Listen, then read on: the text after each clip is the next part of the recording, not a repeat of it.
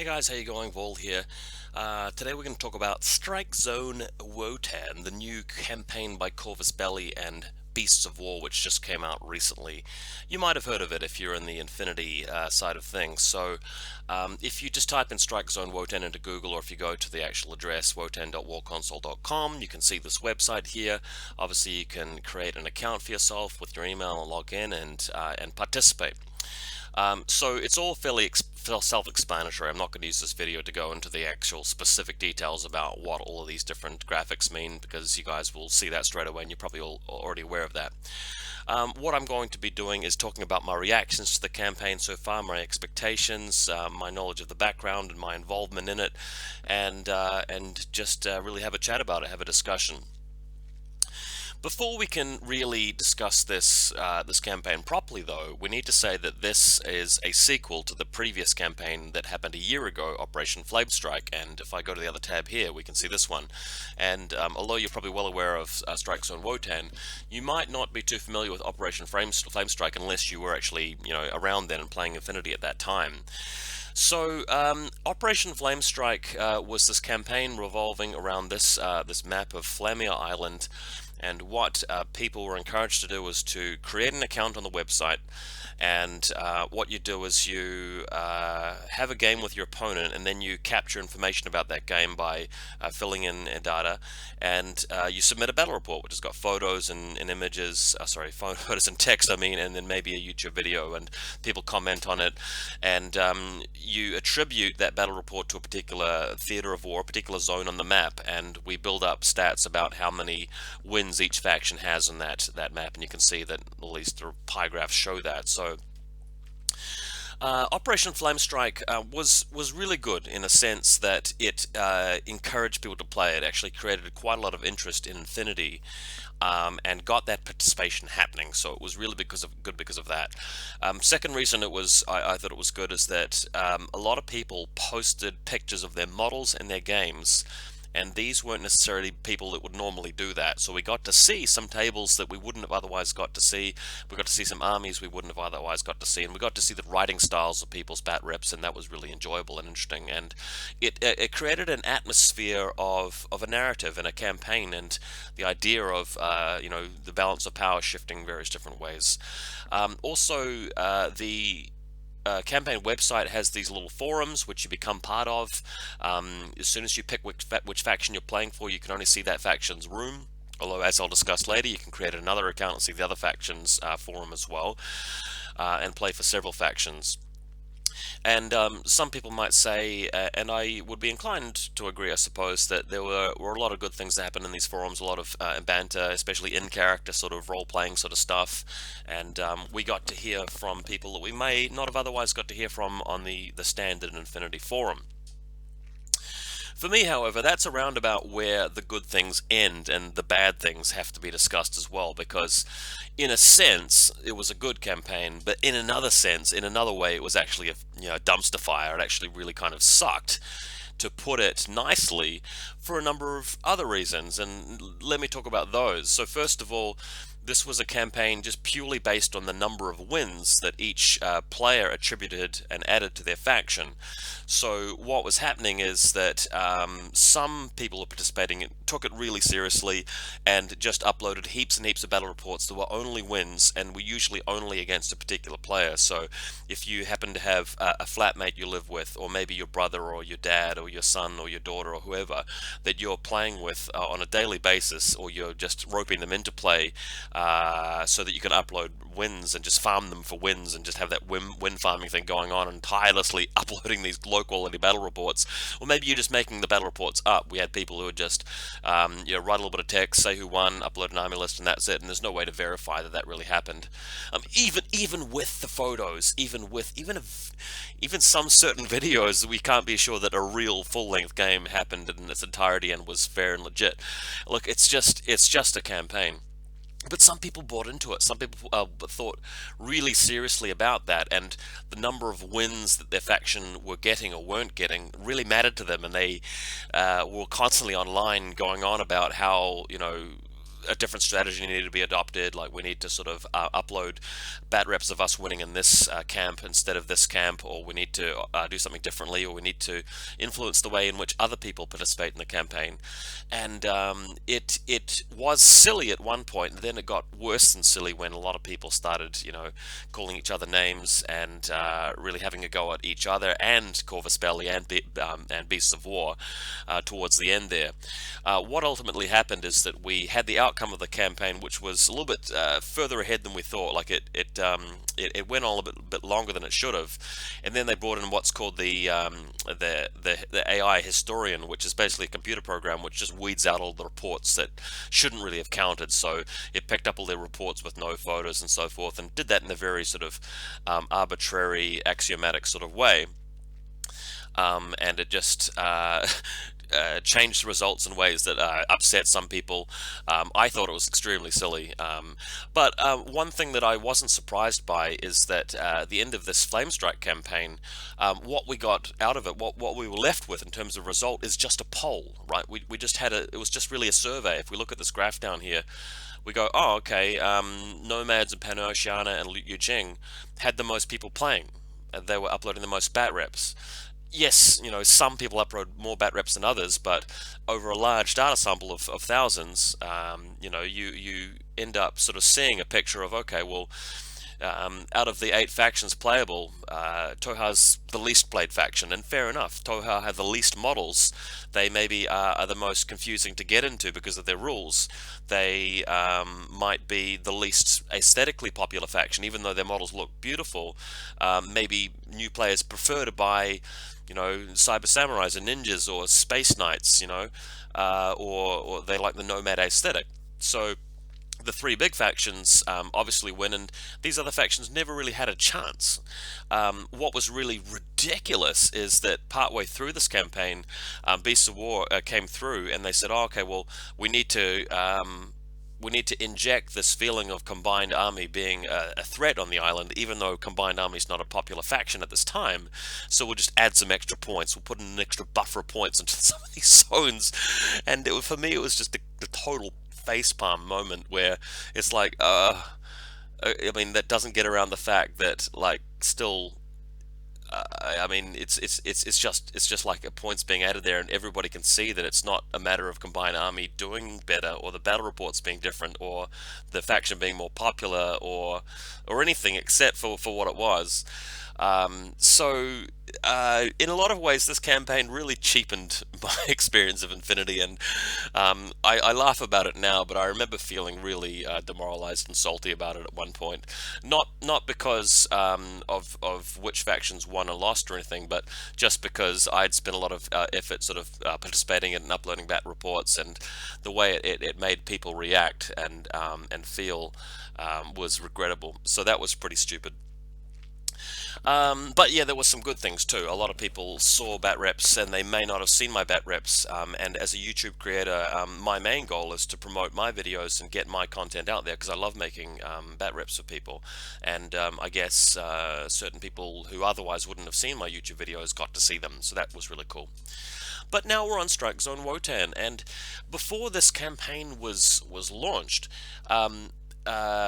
Carlos Bostria from Corvus Belli did a video where he was explaining what we could expect, and he said a few things that to me were encouraging. He made mention of the fact that the campaign situation would change over time, but also that the scores would be a little bit different. The scoring and the rewarding of contributions would be a little bit different. And what I was hoping for there, and maybe what we're perhaps getting, is a system where it's not just a matter of you upload a win, your faction gets ahead. If not, then some other faction gets ahead. At this stage, the criteria for winning losing is sort of being kept behind the scenes, which is good. I think that gives people hope, and also prevents people from gaming the system too much, I think. But I am a little bit skeptical. And the reason why I'm a little bit skeptical is that ultimately, to satisfy a lot of people's demands, they're going to have to announce winners and losers at the end of this campaign. And they're going to have to account for the fact that some factions have fewer players and other factions have more players. And they're going to have to do that by by the method of some sort of mechanic, right? So what could they do? Or they could say, well, whose battle reports got rated the best? Well, that doesn't really work, because if you don't like the other person's faction, you might just be pressing the low rating, the downvote button on other people's battle reps, and we don't want that. We might make it a percentage base, like if you've got 10 combined army players and you've got 100 Pan-Oceania players, but the combined army players are proportionately submitting a higher volume of battle reports per player, or maybe a higher proportion of their battle reports are wins compared to another faction, then that will put them ahead or take them back. But at the end of the day, I still feel that even that will make the outcome a little bit arbitrary, and I don't think it will satisfy people's sort of secret craving for feeling like their faction's better than some other faction, and the effort they're putting in is better than the effort somebody else is putting in. If you're a Hacker-Slum player or a Nomads player, or what have you, I mean, you don't want to sort of feel like your faction lost and, Yu Ching managed to win or Pan-Oceania managed to win at the end. So that's why you're trying hard to upload battle reps, and you want that to be rewarded. But I want to say this to everybody, and if you only take one thing away from this video, I hope that you take this one point away and consider this, and that is that my recommendation is to not get attached and emotionally involved in the effort to try and make your faction win if you are involved in this campaign. Yes, you should participate, and yes, you should upload your battle reports, and yes, you should try and beat your opponents or win, and you should be in character and talk about thrashing your opponents. But don't get into that mental state where it really matters to you as to whether your faction wins or loses, because there's nothing that you can do as an individual, really, I'm being honest here, to influence the result. Now, you might argue, well, okay, if you become the liaison for the faction, the commander of the faction, and you're encouraging new people to sign up to play, and you are uploading 2 battle reports every single day, and you're going out of the way to make the best battle reports possible, then that should be enough, and you should deserve that. But other factions are going to be doing that as well. And look, I mean, there are going to be some people who are going to be cheating with bat reps. Some people won't get away with it, but some people will get away with it.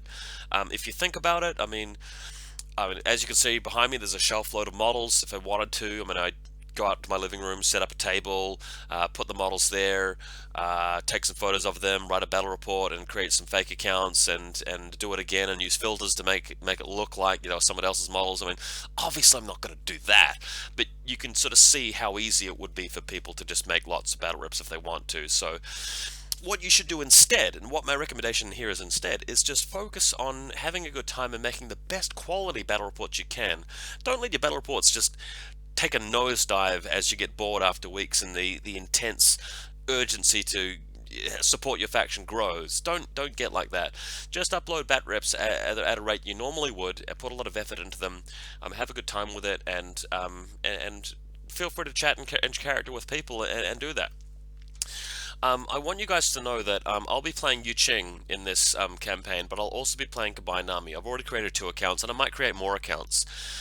It has been said that if you create several accounts, well, you can sort of spy on another forum and see what the Combined Army players are saying and seeing what the Yu Ching armies are playing. Guys, it does not matter. It even says in the FAQ for this site that if you want to play multiple factions, you can make multiple accounts. Even Beast of War says that. And honestly, what information are you going to get? I mean, if you go into someone else's forum and realize that, oh, Ariadna's going to be attacking the Yu Ching frigate or something like that, I mean, is it going to matter if you get people to upload battle reports in a different theater or not? I honestly don't think it will at the end of the day, even if mechanically they even bring a new system which makes it important as to how you respond to how other people are uploading the bat reps. I don't think it's going to eventually matter. So just focus on having a good time with the quality of the battle reports is my only recommendation there. If you go to the link in my video description, you'll be able to go to my console page. We can get to warconsole.com, so wotan.warconsole.com/commander/VaulSC, just as my YouTube channel shows. I've already got a game up. By the time you watch this video, there'll probably be more. You guys, if you want to help me out, you can always go to my bat rep and click on the commendation button and have a read of it and write me a reply if you want to. You don't have to, though.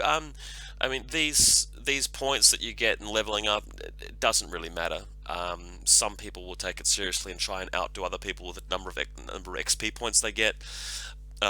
In the Operation Flamestrike campaign, we had people writing a battle report, and because they got extra experience points for uploading YouTube video as well, they would just get a music video and chuck it in there. And even though it said upload a video that is about your battle report, they just upload like a music video and it would give them the points. So, I mean, it's a slap in the face to content creators like myself who actually put effort into making a video battle report.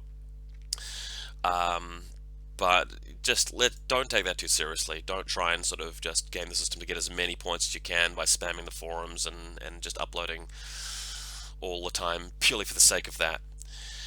I don't think I have too much else to say about it really, but I am actually feeling positive about having a good time with this thing. I'm going to be playing some games, I'm going to be uploading battle reports, I'm probably going to be getting a few more games in than normal just because the exposure that I'm getting to my bat reps and people paying attention to that kind of thing is a little bit more over the next 8 weeks, which is good for you guys if you like my videos. So I've already got a game up, Yujing versus Hakaslam, played against the other day. And I'm going to upload some combined army ones as well. Every time I do a video on YouTube, I'll link to the reports. You can click on it if you want to see the written report in my army list, so that'll be important. My login name for my combined army account is Vaul-CA, so Vaul-CA. So you can check that out as well, and I'll be on the forums for that. But yeah, Operation Flamestrike, now Strikezone Wotan. There are some bundles at the moment where you can save a lot of money on starter packs. Let's have a quick review of those. The combined army one, this is interesting because this is really, if you want to play Morats, it's not really for vanilla combined because you've got the Morat starter set there.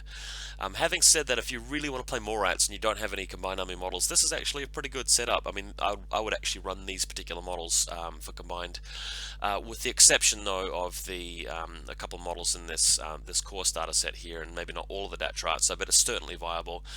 The Toha, don't love it as much because I probably wouldn't make as much use of the Rasail boarding team as other things, but it's so cheap at the moment, you may as well get it if you're going to play Toha. Pan-Oceania, I've never been a huge fan of the Squalos, and also the NCA starter set comes with bolts, which I don't really like. But hey, I mean, if you like the new Aquila Guard and the old Aquila Guard, go for it. But don't really recommend this one. The Nomads one's pretty cool. You get an HMG intruder. The sniper rifle's better, but the HMG is still usable. Senior Massacre does link up with the Jaguars, so that's really awesome. I kind of like the other intruder pose. You get 2 intruders. And there's an additional Wildcat there, so not too bad. The QK one, pretty cool. I've already got the Bashi Bazook.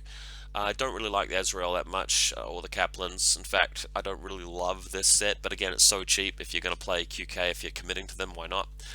Ariadna, this is actually pretty good. The Dog Warriors and Spetsnaz are awesome, and you can certainly make use of the guys that come in the starter package.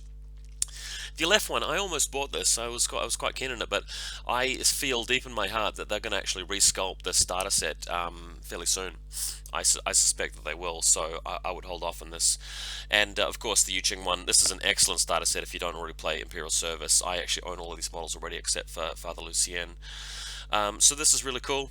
But yeah, stay tuned. I'm going to be posting some bat reps soon about Strikezone Wotan, and we're going to try and enjoy ourselves, guys. So stick around.